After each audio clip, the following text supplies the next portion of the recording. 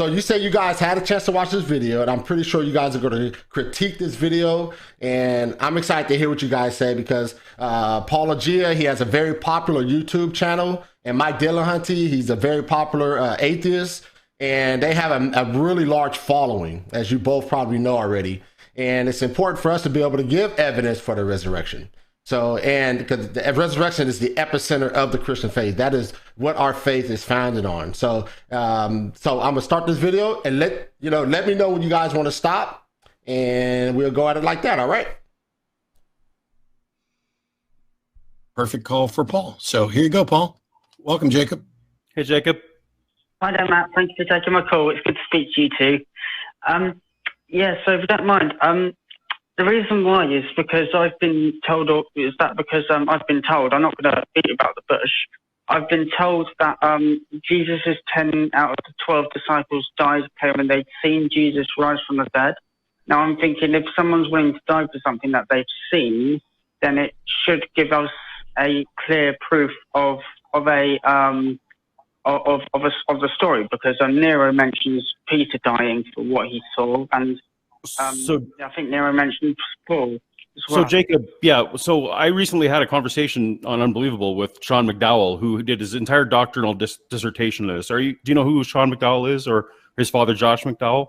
No, but okay. So Josh McDowell, he wrote Evidence That Demands a Verdict, and he's very, very well known. And his son Sean did his doctrinal dissertation, probably the biggest doctrinal dissertation on the fate of the martyrs, fate of the apostles that exists. Now, in Sean's own words, only 2 of the 12, you had this exactly flipped. There is good evidence for only 2 of the 12, Peter and James, son of Zebedee. Those are the only 2 that we can have any level of confidence that what we know in history isn't just legend. In Sean's own words, he doesn't know where legend ends and where truth begins for 10 of the 12 apostles. So now, is that true? I don't know, Dr. Mike Licona, if you want to speak to that a little bit. Is that true with Paulogia saying that there's really only 2 disciples that we can, I guess, historically verify that was actually, I guess, were martyrs or died for the faith? Is that absolutely true when it concerns this subject matter? I suppose it depends what you mean by verify. Because, in historical investigation, we talk in terms of degrees of probability. For Peter, it's pretty certain. We've got a lot of evidence that Peter was martyred for his faith. You have it for Paul. You've got it for James, the brother of Jesus. For me, those are the 3 biggies right there. The rest of them, we do have some evidence. Some of it is late. And so when we talk about, we can be certain of some. I think for Paul, Peter, and James, the brother of Jesus. I think Sean has a couple of more than that. I was the external reader for his doctoral dissertation. He did an excellent job. We have some evidence for some of the others. It's just not as good as it is. So for me, as a historian, I would say for Paul, Peter, and James, the brother of Jesus, yeah, we can be certain that they died as martyrs. The rest of them, I think what's important is to say that we've got enough evidence to be sure that they were willing to suffer and die for their beliefs. And that's important, because you don't die necessarily for something you believe is false. Well, you might have one or maybe 2, but not all of them are going to be willing to suffer continuously and die for something they know is false. Gary, you have any input there or any thoughts at this portion? Yeah, the first time I heard this, I really object to the comment of, quote, any degree of confidence. To me, that means the rest are improbable. In other words, no level of probability that Mike just alluded to. And I think the question from the beginning was skewed. Because, now in all fairness, the caller asked about the 12 disciples, but then he said Peter and Paul. Paulogia, I think he should have put the best foot out here and realized that the fellow was asking him about the apostles. There, besides the 12 disciples, Paul and James are both called apostles. The best evidence, as Mike just indicated, is for Peter, for Paul, for James, the brother of Jesus, and for, now here's Sean McDowell that they're talking about. And Paulogia does not bring up Paul and James till it's pushed. Now he says James is Zebedee, and Sean does say that, but there's another one. So you've got Peter, James the son of Zebedee, but then the caller asks about Paul, and he's trying to answer the question for the 12. If he were a little bit fairer with the question, he would say that according to Sean, you have good evidence for the 2 James, Paul, Peter, and then Sean says probable evidence to different levels for Thomas and Andrew. Now that list is getting a little bit longer than to say, oh, 2 and 2 only, ask Sean, 2 and 2 only. Well, turn to chapter 19, Paul's conclusion, and Paulogia goes on and says, hey, and everybody all apologists want to back off and say, willing to die. Yeah, well, but Sean was straightforward. Well, he should have read 2 more lines, because Sean McDowell says, again, Peter, James, the son of Zebedee, James, the brother of Jesus, Paul, he says excellent evidence. Then he says Thomas and Andrew, and then just a couple lines below that he says, and the strong evidence here is for the willingness of all of them. Now, Logia jumps on that, and he says, oh, yeah, what's willing to die? How do we know? Well, you know what? When people say, how do you read a man's mind? How do you know he's willing to die? I don't judge by what I think is in the man's mind. I judge by his feet. And when you go into a city several times and you've been beaten up, stoned, left for dead, beaten several times over, Paul gives a list of how many times he got 40 lashes minus 1. When that happens, guess what? You go back in the city, you're willing to die. He compares this to a criminal a little bit later. He said, criminals are willing to die, but they take it on the chin to make another robbery or something, is what he's implying. These guys had been beaten up. And of course, as Mike's already pointed out, the big 4 Christians, 3 of the 4, Sean says we have excellent evidence. I think it was really playing fast and loose with that fact. If you're going to cite Sean, Jacob in the UK is calling in specifically to prove the resurrection. And sorry about that, Doctor. What was the last thing you said? No, that's okay. I was just saying I think there's a little playing fast and loose here with Sean. If you want to say how many of the 12, you cut your answer down. But nobody's going to put down, not even Bart Ehrman is going to put down James, the brother of Jesus, and Paul, the apostle, or the apostle James, the brother of Jesus. And we have great first century data for the martyrdoms of both James, Paul, and Peter. But if you're going to say, oh, no, 2, ask Sean yourself, 2, well, then you ask Sean. You do his reading and you go down a couple lines and he's going to say the big thing here is willingness. So I just think we're off on the wrong foot here because there's a total misconstrual of what Sean McDowell is saying. All right. Let's continue on and let's see what else Paulogia has to say. Very, very well known. And his son Sean did his doctoral dissertation, probably the biggest doctoral dissertation on the fate of the martyrs, fate of the apostles that exists. Now, in Sean's own words, only 2 of the 12, you had this exactly flipped. There is good evidence for only 2 of the 12, Peter and James, son of Zebedee. Those are the only 2 that we can have any level of confidence that what we know in history isn't just legend. In Sean's own words, he doesn't know where legend ends and where truth begins for 10 of the 12 apostles. So you have that exactly flipped. Only 2 do we have good. Okay, I see you shaking your head, Doctor. What you got, Doctor? Because he acts like he's quoting Sean. And the phrase he gives in, even Sean says these are the only 2 we can have any level of confidence. Those are not Sean's words. And when Sean goes on to say there's a half dozen, and he says only 2, and then Sean says the big thing is willingness, and he goes on to make fun of willingness, but he wants to cite Sean as if Sean's on his side. This isn't what you do to scholarship if you want to come across. If the listeners don't know he's misquoting him, so be it. But people who know, he shouldn't get away with this. Yeah, sure, for sure. You got anything, Dr. Licona? Not from what he said so far. Okay. Other Didn't than know what that. Sorry All right. Okay. No problem. about that. I didn't know that. It's But if that's the case, if that's what the scholars are saying, why isn't that not being preached? Why do the vicars not say, "Oh, well, actually, we've made a mistake. You know what? We've made a mistake. It's actually 2, not 10."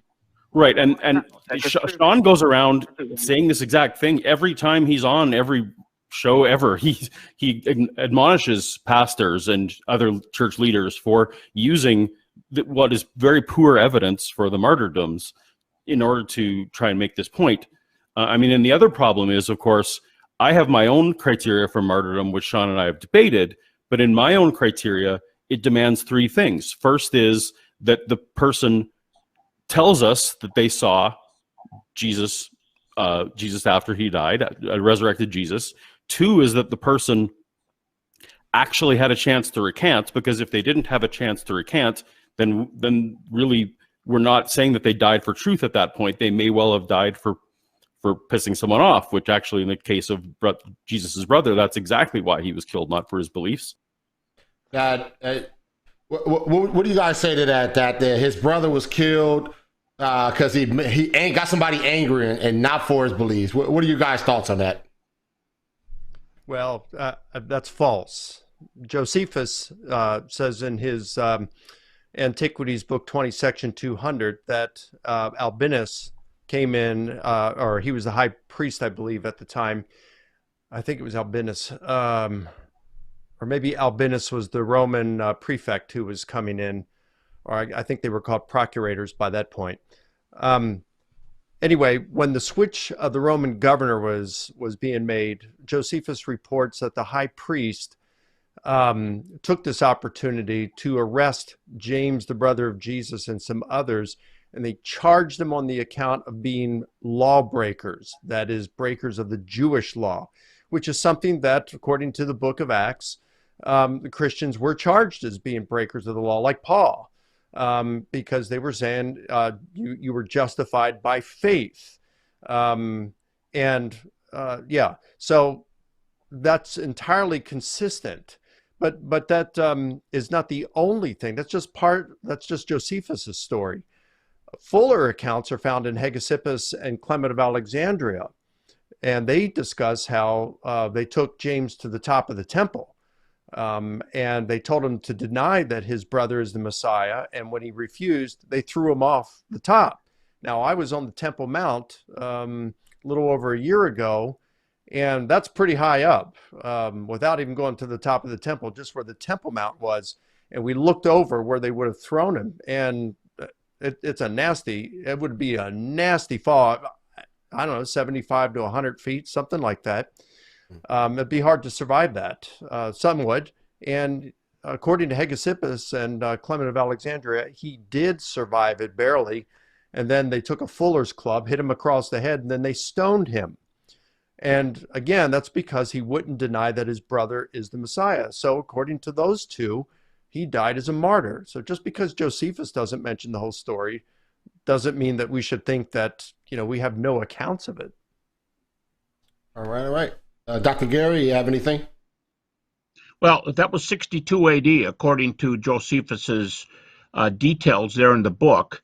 And again, Paulogia is given part of the story. He says, because he ticked people off. Well, hey, that's shorthand in this case for, we're going to kill you. You believe the wrong thing. They made him a martyr. To whisk it away is because he ticked people. He ticked people because he was teaching somebody was the Messiah, as affirmed in Mark 14, 61 to 64. Jesus reportedly told the high priest that he was, "Are you the Christ, the Son of the Blessed One?" is a question. And he says, "Ego me, I am. And henceforth you'll see the Son of Man." And he uses the phrase "coming in the clouds," which is a statement of that's only used of God. And then sitting on the right hand of God, which is reported in a couple of Jewish books, First Enoch and Fourth Ezra.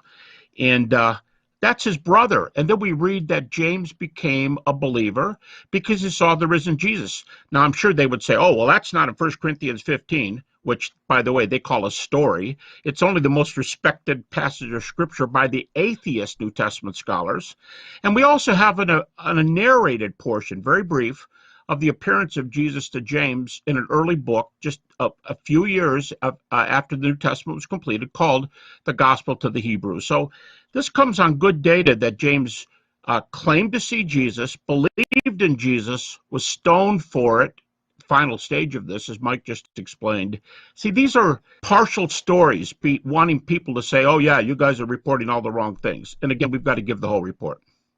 Yeah, it's cancel culture 2.0. Definitely. All right, let's see. What bothers me, Marlon, what bothers me as this discussion goes on, they keep asking the guy, do you agree, do you agree, do you agree? And they want to hear some kind of agreement from this person. It's a little bit of mild bullying, a little bit of pushing. The fella doesn't seem to be super familiar with the data, but they're not presenting it well, and so they get a partial response from somebody who. And by the way, when he responded right there, he said Paul, and Logia is still talking about Peter, and he wants to stay on the subject of the two. He doesn't want to address the others. And also, by the way, he said that the best cases we have are for Peter and Paul. Thank you. You put James, the brother of Jesus, in there, as Mike mentioned, and now you got the three of the most influential Christians of all time. This case is looking better all the time. Don't forget the other two, three actually. Sean is going to throw in James, the son of Zebedee, Thomas, and Andrew is probable cases. Now we're up to a half dozen. I mean, so what is the? I get some feedback there. All right, so I'm hearing some feedback coming through. So it seems. What is the importance of this idea of martyrdom? How does that prove the resurrection or show evidence, a high probability that the resurrection is true? I don't think we want to really explain that aspect for those who are maybe in my audience that really don't understand that understanding. I think, it goes to the sincerity of their beliefs. It's like Muslims, jihadists today who blow themselves up in suicide bombings. Certainly when they're approached about this and they say, hey, we want you to give your life for the cause of Islam, strap this bomb to your back, or sit in this car and push the button and blow yourself up and take a lot of people with you. The person they're talking to doesn't step back and think for a moment and think, well, let's see, Muhammad was a false prophet. The Quran is not the word of God. And if I kill all these innocent people, I'm probably going to go to hell. Let me sign up. Where do I sign? They're not thinking that. They're thinking that Islam is true and they want to do it in the cause. They really believe in the cause. The fact that the disciples were all willing to suffer continuously and at least willing to go to their deaths for their gospel proclamation, which included the death and resurrection of Jesus, shows that they sincerely believed what they were proclaiming is true. All right. Let's see what Paul, what else he has to say. And the third one is that we actually know they died. So on the third one, we only have 2 out of the 12. We also have Paul and the brother of James, but they're not part of the 12, so we're not talking about them. To be fair, we're I thought you guys were saying something. Okay. convinced that all of them have in fact died. It's We're just convinced not that they all of died. them Right. died as martyrs. Died as martyrs, or died in any way, that we could say that they died for their faith. So, and then the other problem, so of course the problems there is that we don't know, we also don't have these people saying in their own words that I saw Jesus appear. We literally, even if we took 1st and 2nd Peter as written by the Apostle Peter, which I do not believe, but even if we did, nowhere in those 2 books does Peter say, I saw a resurrected Jesus. That's just not in there. And then for the other... Can you hold on that second? Take a pause there. Yeah, you got it. We've got, I believe it's 9 accounts that speak or imply that Caesar crossed the Rubicon. In none of those accounts, those ancient accounts, does anyone come out and say they saw Caesar cross the Rubicon. Caesar, in his commentary on the Civil War, doesn't even mention crossing the Rubicon. So Caesar himself doesn't mention it. Okay, so the fact that you don't have these eyewitnesses writing something and directly testifying that they saw the risen Jesus. I mean, you got Paul, he does, but the fact that you don't have some of these saying directly, I saw the risen Jesus. I mean, we'd like to have it, but that's not at all a deal breaker, not in the least. Any thoughts on that, Dr. Gary? Well, hey, we can save this for when he talks about the appearances.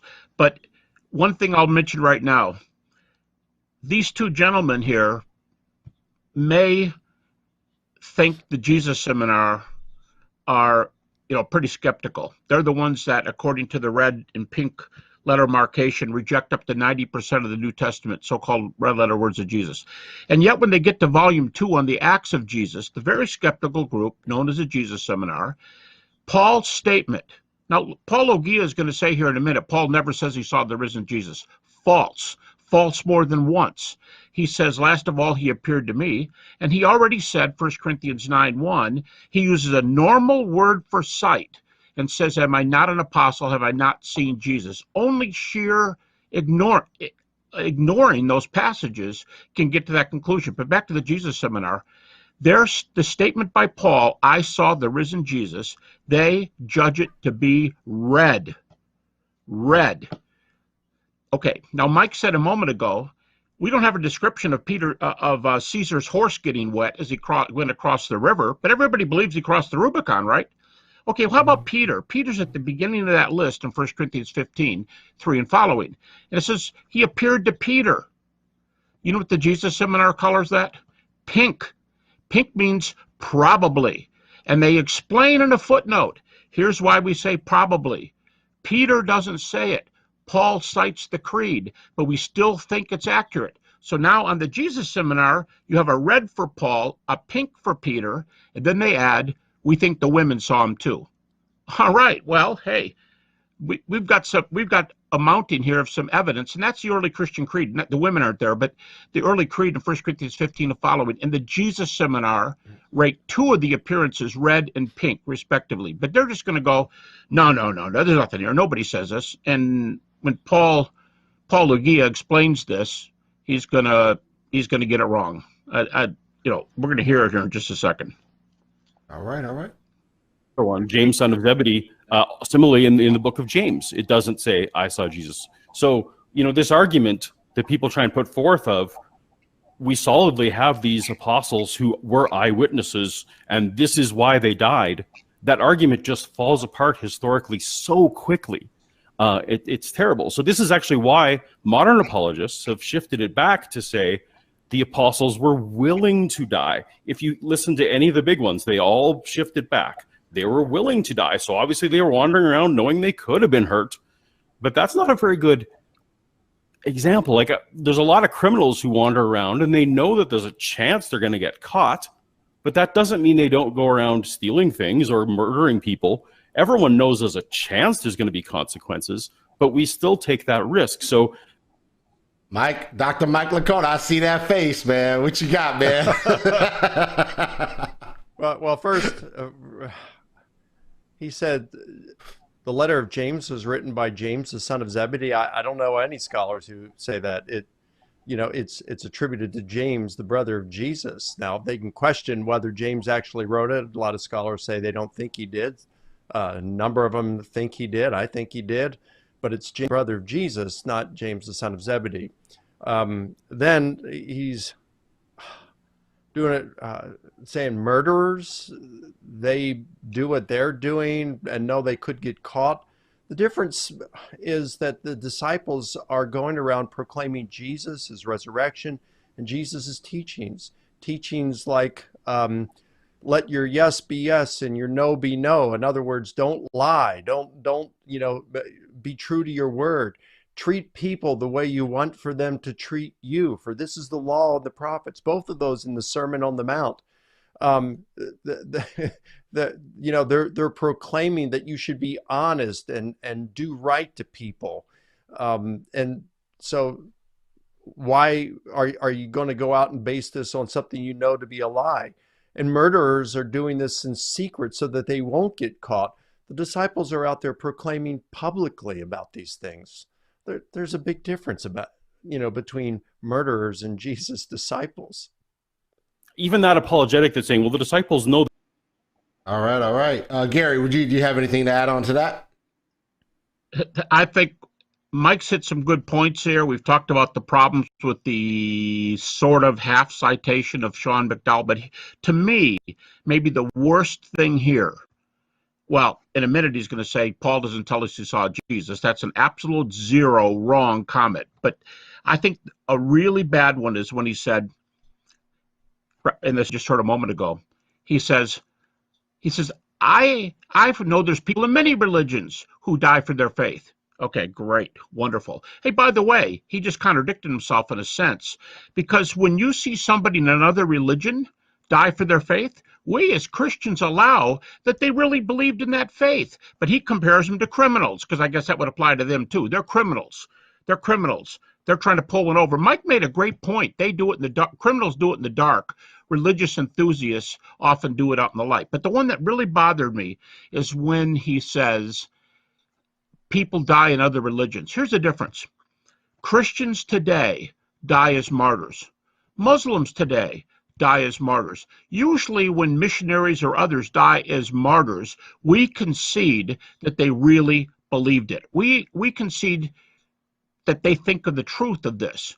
But the earliest disciples are the only ones who are willing to die for their faith. Of the big four, three of them, we have first century attestation of their death. And here's the difference. They claimed to see the risen Jesus. They were the only ones. Other people died for their testimony. They died for their own testimony because they said, I saw him. And then they keep going into the same city over and over and over. And as Mike said, not at night sneaking around. They went in the day and preached to anybody who would listen, got beat up, left for stoned in Lystra, and they keep preaching. The difference is the ones who saw Jesus were willing to die. You got the James reference in the Creed, 1 Corinthians 15. You got the James reference in the Gospel of the Hebrews. You got Paul claiming it at least twice, 1 Corinthians 9, 1 Corinthians 15. By the way, Bart Ehrman, Garrett Ludeman, they don't even start to doubt this stuff. And these guys are acting like, oh, the New Testament guys are on our side. I don't know what New Testament guys are talking about, but as Mike's already said, they're way off the beaten path. All right. Let's continue to see how off the beaten path they are. They might have been hurt for this. It's pretty weak. You have to admit that's no longer this compelling, grisly detail. Well, I mean, I suppose, but I mean, if because that's a very good point about Peter and James, and you're right. I mean, that's absolutely true. But if Peter was willing, the problem is, if we got historical evidence that Peter and James were willing to die, and the Apostle Paul died claiming that he was still Jesus, well, I wonder what convinced Peter and Paul in able to die for it. I wonder what convinced them, because there was many Christs in the time. So the problem is you don't know. The problem, Jacob, is you don't know that they died or why. So you do realize that people have died for other religions as well, right? Yeah, but this is just something that, no, that's true. That's true. And I'm correct. It's much better to just say yes than yes, but, because there people have died for a lot of things. Now, I'm happy to accept that these individuals were not dying for something that they knew to be a lie, although I won't rule that out as a possibility, because there have been people who've been willing to sacrifice themselves for a greater cause, even if the thing that they're expressly stating they know to not be true. I've watched people nearly put themselves in this position. Sorry, what? I mean, so this idea that people die for stuff that they believe in, the things that they believe in. So what would be the difference then? What would be the difference if they say that, well, the disciples just died for something they really believed in, and you got this Arab guy over here who really died for what they believe in? What makes the difference there, Dr. Licona? Well, it's like Gary said just a moment ago. Others, like, let's just say Christians today, Muslims today, even Muslims from the very beginning, they are willing to die. They're willing to suffer and die for something they believe is true because they're basing it, they believe the testimony of others. Christians believe the testimony of what we find in the New Testament. Early Christians, before the New Testament literature was written, were believing the oral proclamation, the public proclamation they heard of the apostles. Muslims today are believing the Quran. Muslims who were followers of Muhammad were believing the testimony of Muhammad, okay? But as Gary said, the difference is this: the disciples, the apostles, they believed based on what they perceived were appearances of the risen Jesus to them. They weren't basing it on the testimony of anyone else. They were basing it because they sincerely believed they had seen the risen Jesus. So it's all about the eyewitness accounts, the eyewitness testimony that they died for, and not necessarily something that was told by secondhand sources. Gary, right. Dr. Gary, you have anything else to add on that? No, I mean, when they're going to go on here in just a minute, they're going to take a shot at Paul and totally mess it up. They're going to get the sources wrong. But I just want to say one more time. Paul affirms that he saw the risen Jesus, uses the normal word for sight in 1 Corinthians 9:1, says he saw Jesus. Paulogia is going to say in a second, Paul never saw Jesus. He says he never said he saw Jesus.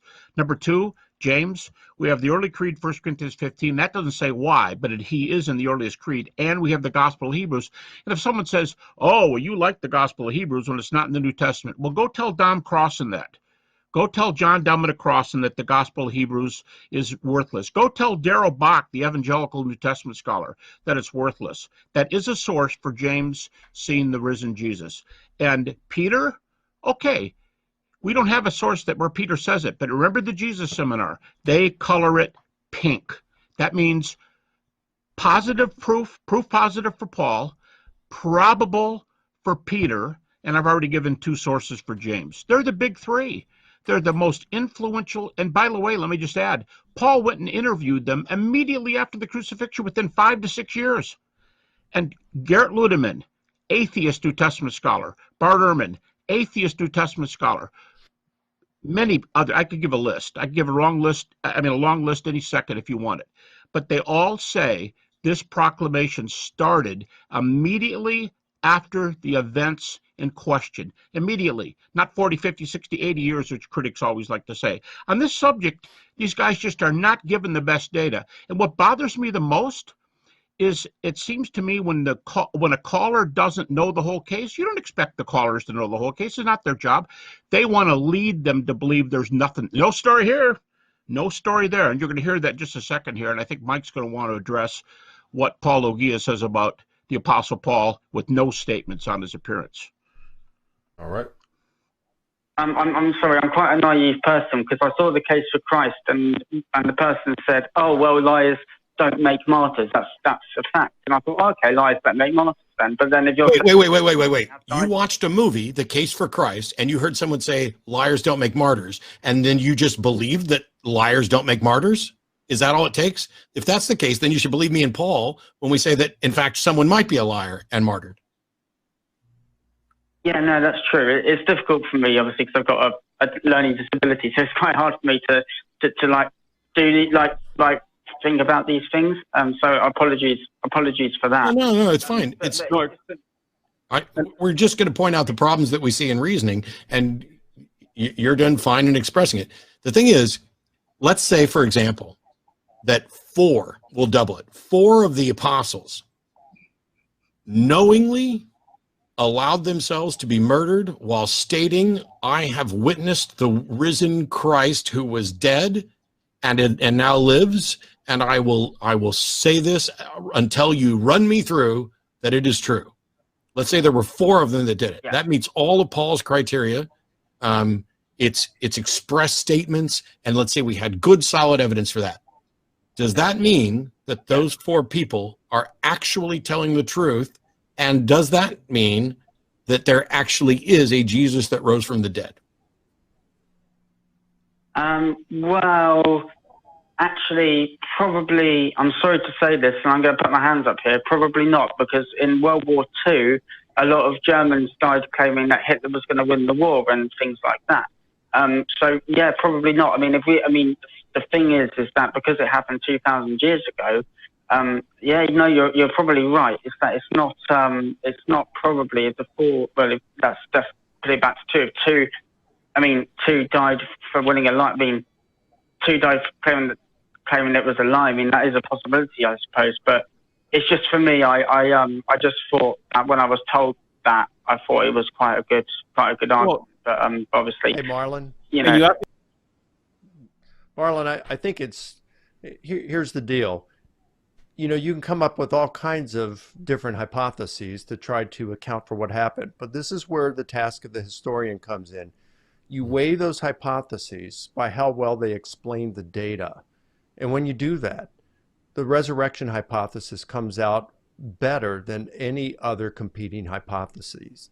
So that's why you go with resurrection, because it explains the data better than these other. So yeah, that's what I'd say there. All right. Yeah, go ahead and get what Paulogia says next here about Paul. All right. The question: how might they? You know, we're talking about the two. If we're talking about Peter and Paul, who are the best attested. Paul saw a vision. Everything that he says, if you look in Galatians, when he describes what happened to him, he was caught up in the third heaven. He didn't know whether it was real or not. He describes that himself. So Paul had a vision, and that leaves sort of down to one. So now we're down to Peter. So how can we explain Peter? Perhaps it's a post-bereavement hallucination, which are well documented. It happens to about 15% of the population. And it can even be multimodal. And so, you know, it's not so hard. I understand that if you think that 500 people saw him, well, that's different. But all we have is a story that 500 people saw him. If we're really stop there. Yeah. I knew he was gonna jump on this one, man. It's getting really deep. It's getting really deep, Marlon. Go ahead, Mike. First of all, he talks about the appearance to Paul being mentioned in Galatians, being caught up in the third heaven. That's 2 Corinthians. I believe it's chapter 4 at the very beginning. And that it's not likely at all. In fact, it's extremely improbable that Paul is referring to the appearance of Jesus that led to his conversion. And here's why.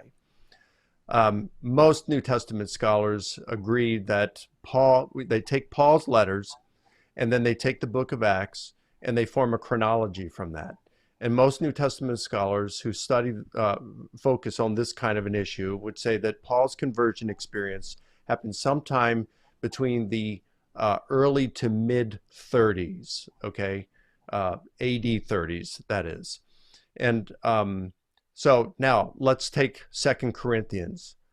Most scholars will date 2 Corinthians between the years 55 and 58.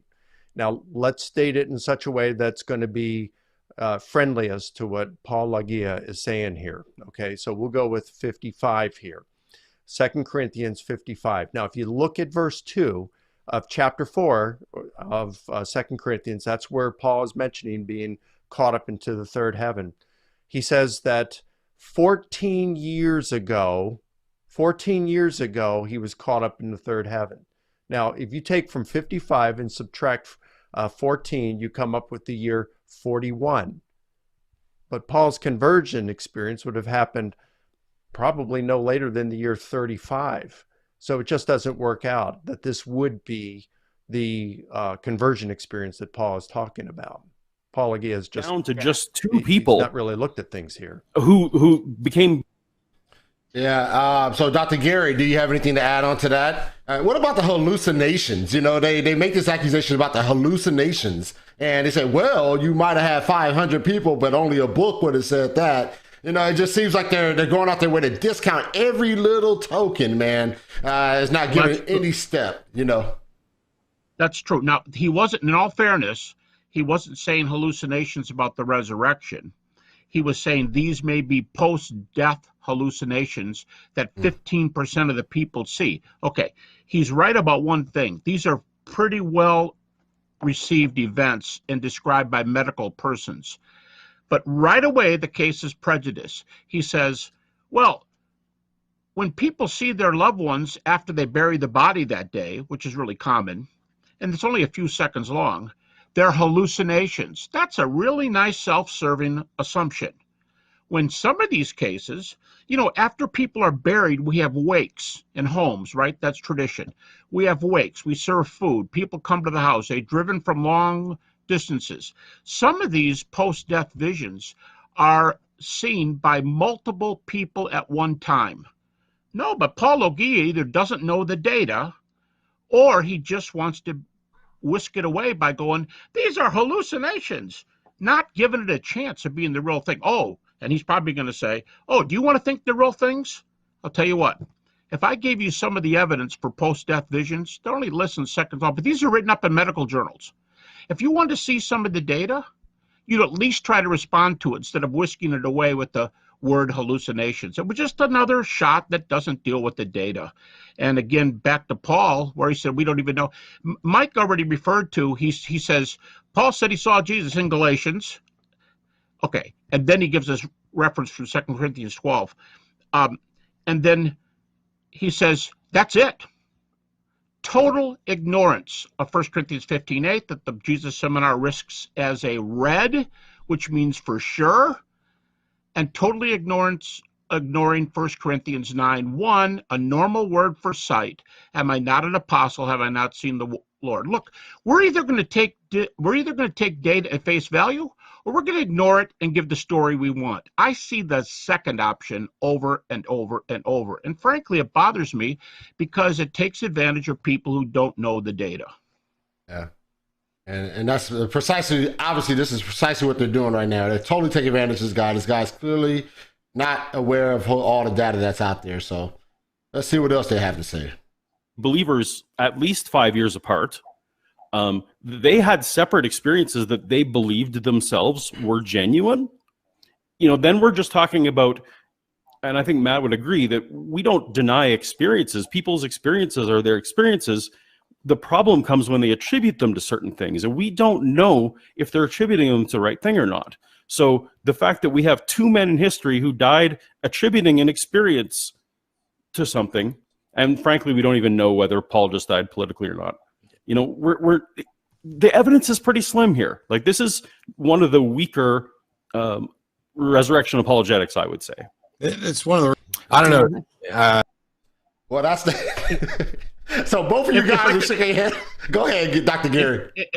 It's Mike's turn, but if I could see something real quickly. I like the way we got from some evidence to no evidence, and it goes like this. We've got no evidence for Paul seeing anything. I'm going to ignore the two clear cases. I'm going to talk about one unclear case and get the book wrong. And then I'm going to say, voila, no story here. Then we're going to go to Peter. Well, it's not 1 Peter or 2 Peter. How about the creed of 1 Corinthians 15:3, which is affirmed by Bart Ehrman? Almost every living critic, atheist New Testament scholars, Jewish New Testament scholars, they accept that first statement as being, Peter could be wrong, but it's a great case, they would say. And these guys go, yeah, nothing here, nothing here, nothing here. We've got nothing. Then here's the conclusion. What a flimsy case. Well, your case is flimsy. Why don't you play with the real data and deal with the data instead of just giving your little opinions, which are totally ungrounded and wrong. He gets the book wrong. He gets the chapter wrong. He ignores the two passages on Paul. I'll tell you what, when I heard this for the first time, Marlon, I thought, I've had it. I mean, at least be fair with the data. You don't have to believe it, but be fair with it. Yeah. Any add-ons to that, Dr. Mike Licona? Not really. I mean, he does make a lot of simple, naive errors. And of course, you can expect some of these things from anyone. Now, I mean, I'm going to make them in the course of a live discussion. You're going to mix up some books or chapters or something like that, but he seems to be doing it constantly. So it's more than just a little hiccup here and there. It's a lot. It's happening a lot. And the death of Paul, I mean, Paul himself in his letters talk about how he was persecuted, even in what is it, where he talks about, I think it's 2 Corinthians. I think it's 2 Corinthians chapter 5, where he says, we as apostles die daily. Or maybe that's 1 Corinthians 15. We die daily. In other words, they're under the threat of death daily. They could be killed. And they went through all this sort of persecution. So the fact that they're willing to continue this, and Paul had a pretty good lifestyle by his own testimony. He's a Pharisee, he's growing up, and he was going up the chain of leadership within Judaism at that point, and he gives all that up to live a life of being persecuted harshly for his gospel proclamation. So, and then you've got later testimonies that he was martyred just outside of Rome by being beheaded.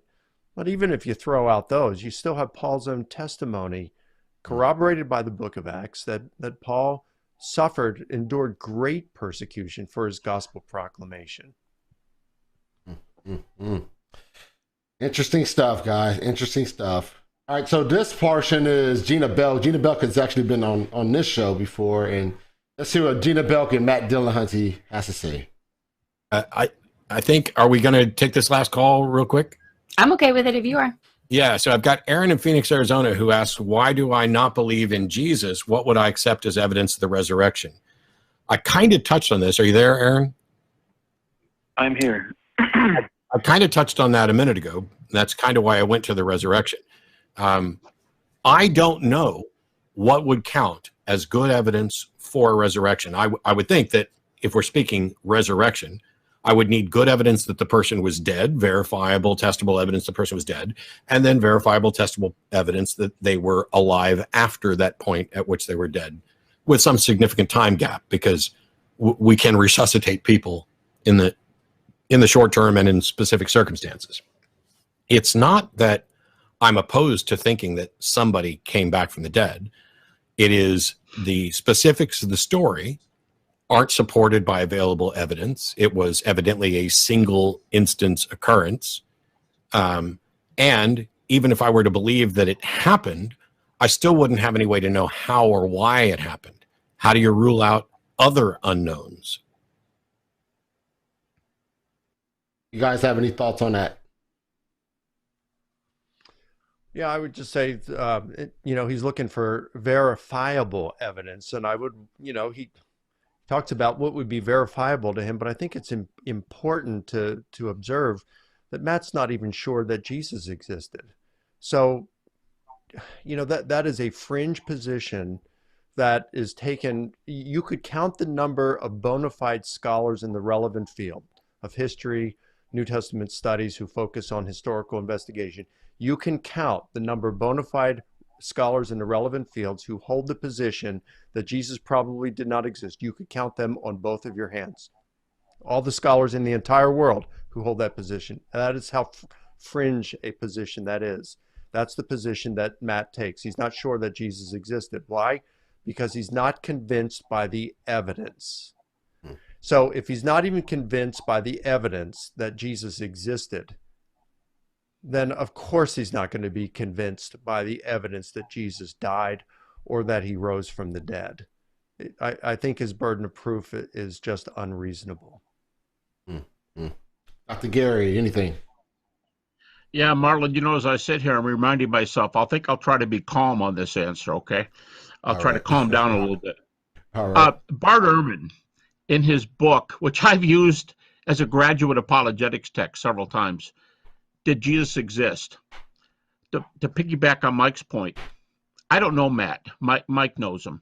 But Mike says he takes the view that Jesus probably, or there's a good chance he didn't exist. Bart Ehrman addresses that, and he says, of those who think Jesus doesn't exist, now that may or may not be Matt, but Mike seems to think that's pretty close to Matt's position. And Bart says, something like this, of the thousands of people who teach relevant subjects in accredited colleges, seminaries, and universities around the world, he said, I know of nobody, no accredited scholar teaching an accredited school who teaches that position. Now, they might say, well, that's an argument from authority.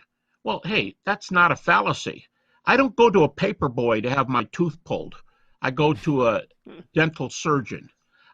There's authorities relevant. So when I want to ask a question about Jesus, I go to the authorities. And when nobody holds that view, yes, there's a slight chance they could be mistaken.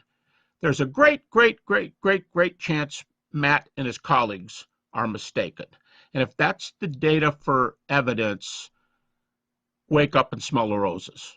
Start looking at history, look at the data, and if even Bart Ehrman, the atheist New Testament scholar, says anybody who takes that view is, you're not in an accredited school, I don't know where you are, how come nobody accepts your view?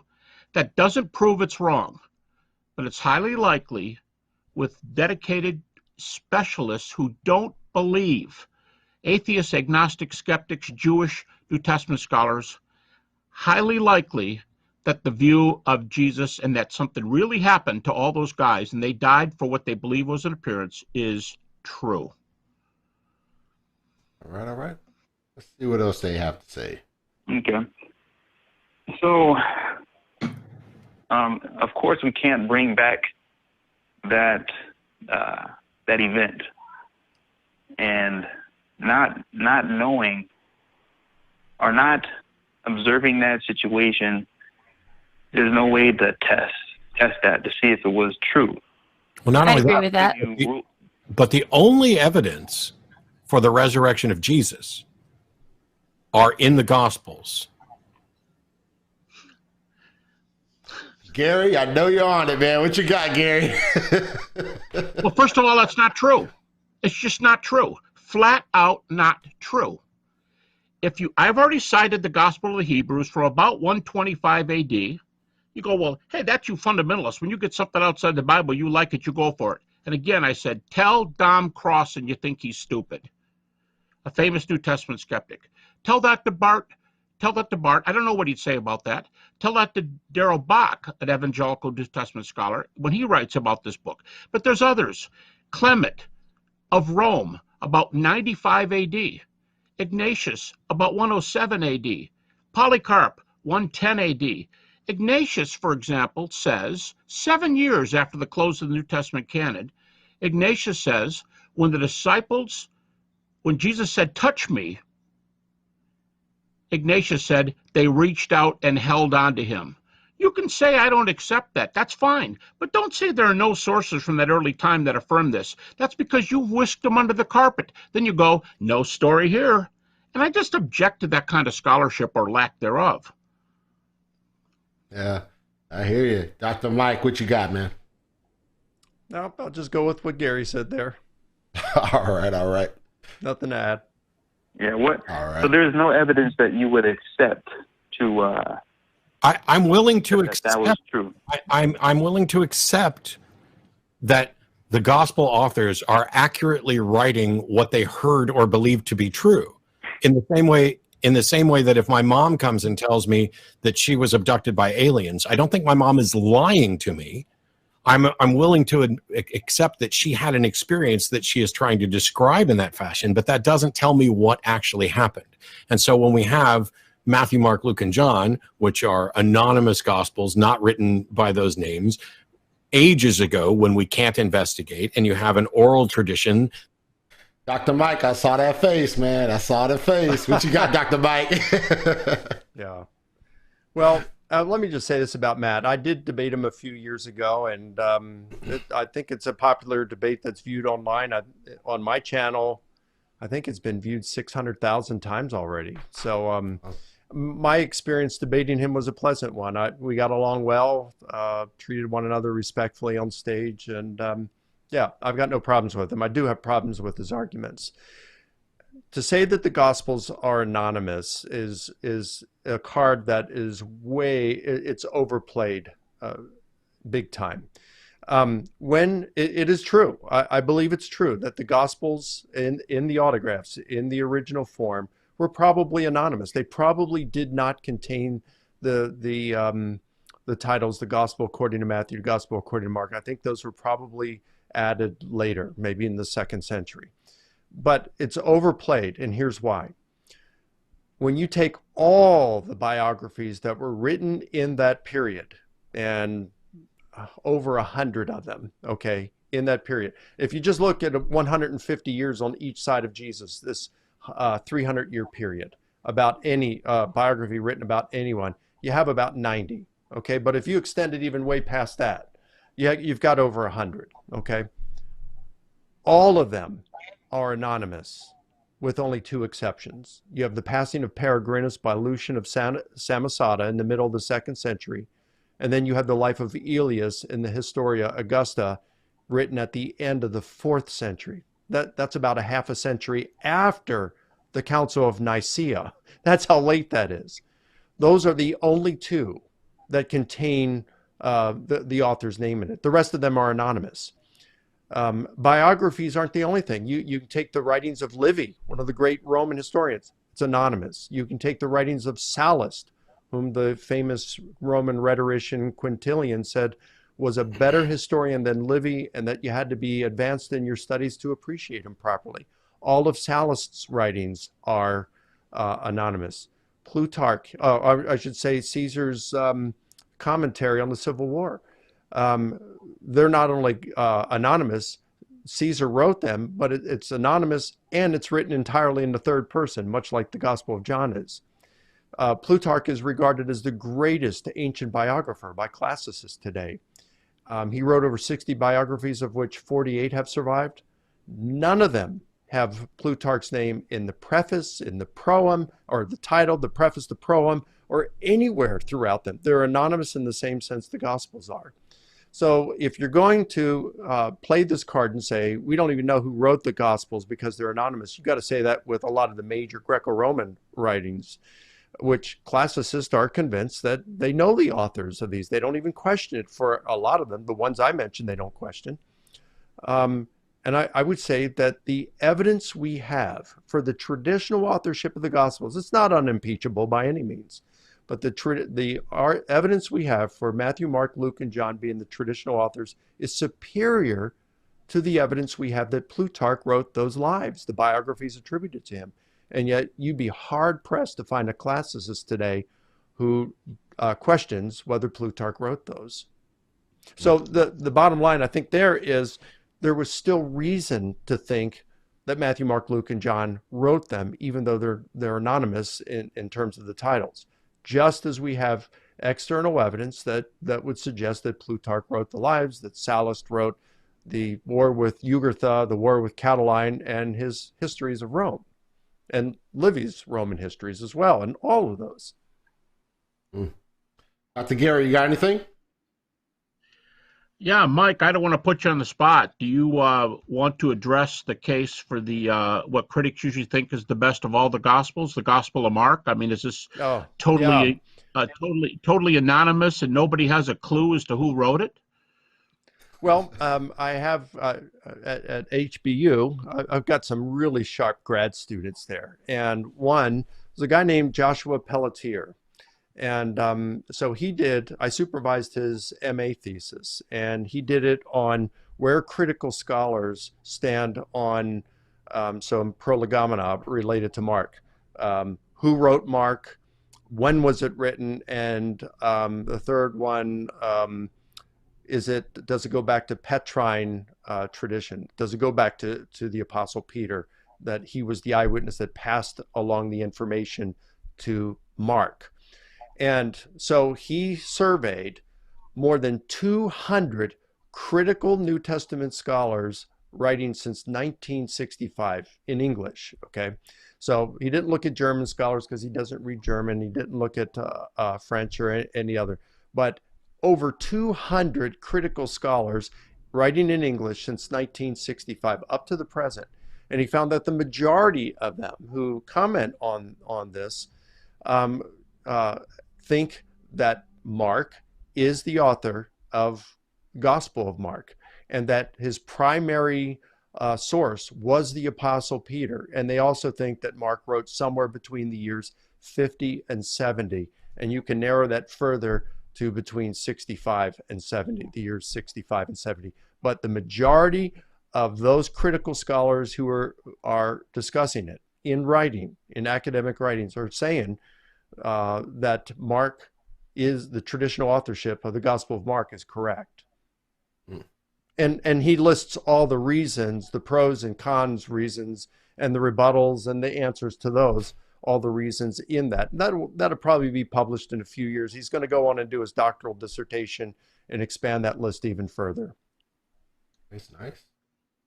Cool. So we have about a minute and 30 seconds left in this video. So audience, Dr. Gary Habermas and Dr. Mike Licona will be taking some questions. So get those questions in, and let's finish up this video. Let's see what else they have to say. That is ultimately written down, where the facts and the details don't line up.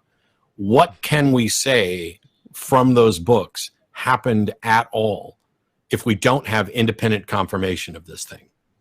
Yeah, let's just stop it there, and I'll comment real quickly. You know, again, this is something that's overplayed, a card that's overplayed as well, and that's that gospel differences, discrepancies, contradictions, whatever you want to say. When I did my 8-year study on this that resulted in the book, Why Are There Differences in the Gospels? I found that when you look at even Plutarch himself, when he's reporting the same story 2 or more times, the kind of differences that you see between the accounts where the details aren't lining up perfectly are the same kind of things that we see in the Gospels. Now, you're talking with Plutarch, the same author using the same sources, writing about the same events, and many times he's writing them writing these different biographies simultaneously, and they just don't line up. But they're peripheral details, and many times you can account for them because of the use of compositional devices that were prescribed in the compositional textbooks and were part and parcel of writing historiography of that day. Dr. Gary? Well, I'll just say real briefly, Marlon. I think all those claimed contradictions, discrepancies in the Gospels, you can give great answer to them. But let's just say, for the sake of the argument, all the contradictions are true. If you make a case for the resurrection that uses only a half dozen facts, which the most critical scholars in the world, New Testament scholars, accept, we're talking Gerrit Ludemann, Bart Ehrman, Jewish non-Christian New Testament scholars like Pinchas Lapid, Geza Vermesch of Oxford, Pinchas Lapid of Tübingen University in Germany. These scholars, if you use only a half dozen facts, there's enough to show there's a resurrection. Enough from the critics' facts. Mike and I often like to answer questions when we go to universities, and they'll say, but there's so many problems in the Gospels. And we'll say, well, we don't agree with you, but hey, you must be missing my point. Because I'm not talking about the passages that we both disagree on. I'm talking about the passages we agree on. And if we get resurrection from those facts, and you're a naturalist, your view's in a heap of trouble because it looks like Jesus was raised. So I think we can take the facts which the most skeptical New Testament scholars allow, that Jesus was raised from the dead. Good stuff, guys. Good stuff. Okay, let's go back real quick to the resurrection. Okay, so is there a possibility that it could have happened? I don't know. I have no reason to think it's possible. How could you demonstrate that it's possible? Yeah, because we both can't go back in time and observe that situation. So there's a possibility. No, there's not a possibility until a possibility is demonstrated. Why is that? The fact that you can't show it's impossible does not mean it's possible. Just like the fact that you can't show that it's possible doesn't mean it's impossible. Both possibility and impossibility would need to be demonstrated. That makes I'm just watching you guys. I see your facial expressions. I'm like, all right, I know when to stop. So I'm going to stop here. What do you guys think what Matt Dillahunty just said? Go ahead, Gary. I'm going to say now we've compounded historical and gospel errors with logical errors. Now this is really getting deep. And you have to prove something's possible? Really? Well, let me. I admit this is a little bit of a. I admit I'm being a little bit humorous here. Okay. Here's evidence number 1. We'll sweep that in the corner. Evidence number 2. When you're not looking, I'm going to kick that aside. Evidence 3. Nobody's seen anything here. Evidence 4. Paul never claims anything. I'll totally ignore the passages where he does. There's nothing here. These guys didn't die. Well, we got secular sources for that. And here's the conclusion. Probable. It's not even possible. Well, sure. If you ignore everything, I am not surprised. This is just... I'm going to get worked up. No, this is taking gospel data, history, and logic, all, and brushing it in the corner, little sleight of hand, and hope you didn't see the move. And then say, here's my conclusion. Nothing. You have any questions? Nothing. Boy, did I do a good job. That's what I'm seeing. Interesting stuff. You got anything else, Mike? Dr. Mike? Yeah, you know, throughout this discussion between these three on here, you know, they talk about, well, maybe it was this. Well, maybe this happened instead. Maybe it was a hallucination and all this. Did they provide any evidence for it? No. So how do we know it's possible? You know, it seems like the way that they conduct their investigation or think through things only applies to the other guy. It doesn't apply to them. Now, maybe they'd say, well, it's possible because we know that people do hallucinate. Well, I would just turn around and say, well, the supernatural is possible because people do see things like this. Miracles do occur. There are a lot of documented miracles. You got Craig Keener, who has documented a bunch of things. He's got eyewitnesses of these. Craig has shared some things to which he's been an eyewitness. I've experienced some things that I believe are supernatural events. I would interpret them as demonic. I have friends who have told me about experiences. At least you'd have to say they're paranormal. I understand that saying they're demonic puts my own Christian interpretation on them, but let's take that away. We can still call them paranormal. There's plenty of evidence for this. I think the evidence we have for a supernatural dimension of reality is so strong that when you look at it objectively, anyone who denies it can't consider themselves to be a realist. Yeah, let me add there, Marlon, just a sentence. Yep. Mike refers to the 2-volume work by Craig Keener, Miracles, where Craig, bless his heart, he doesn't do apologetics, but he's probably got over 1,000 cases there. A number of them have pre and post MRIs, pre and post CAT scans, pre and post X-rays for the same person. Tumors disappear, bones are healed immediately without scars on the bones and no swelling of the attendant tissue. Doctors say that's a bunch of baloney, that doesn't happen until they get the X-rays. And I have a book right over my shoulder here by a Harvard PhD on miracles today, documented cases of miracles. More apologetic baloney until you find out that the book is published by Harvard University Press, and the back of the book, the 2 endorsements are from a present and a past professor from Harvard Medical School. Yep, no story here. More stupidity from believers. Nothing to see here while you're kicking it under the table once again. It's just playing fast and loose with the data help nobody. Good stuff. So let's finish it up here, about 49 seconds. Let's see what else they have to say. That makes no sense, but you can't say that it's impossible. You can't prove that it happened or didn't happen. How can you say something is possible? How can you say something is possible just because nobody's been able to show it's impossible? And how could you say that it's impossible? Nobody showed that it was possible. Exactly. And if you were listening to me, I literally said just that. Both possibility and impossibility would need to be demonstrated. So you don't get to claim it's possible, and I don't get to claim it's impossible. What I said when you asked